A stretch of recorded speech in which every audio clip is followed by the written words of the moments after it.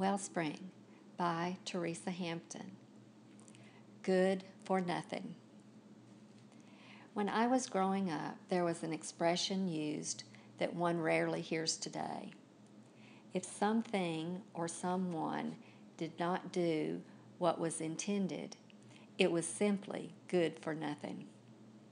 Did you know that Jesus was the first to use that expression?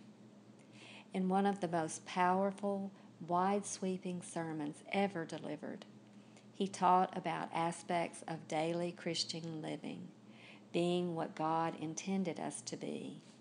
Matthew 5, 6, and 7. He spoke of Christian influence by comparing it to salt. Jesus told his followers, "You are the salt of the earth." Chapter 5, verse 13. Salt has a unique characteristic.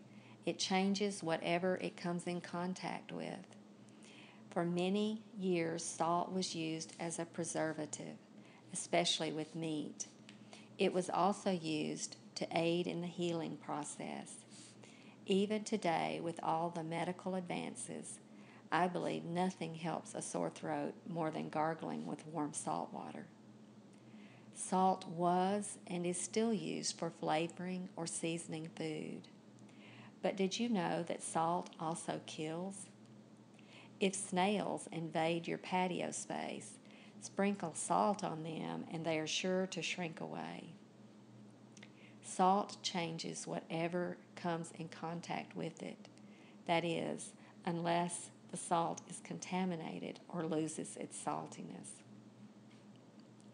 These observations beg some questions. Are we allowing the goodness of Christ in our lives to be an instrument of healing in the wounds of others? Are we the preserving, saving influence for our families and others that God intended?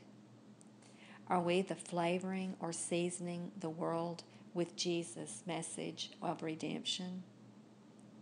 When we become the salty influence, do we understand that we occasionally will bump into people who shrink away from Christian ideals?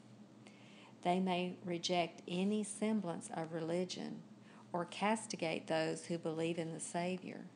But in spite of possible rejection, Jesus expects us to continue to be a salty influence in our corner of the world. In fact, he said if we've lost our saltiness, in other words, if we are not being what he intended us to be, we're simply good for nothing.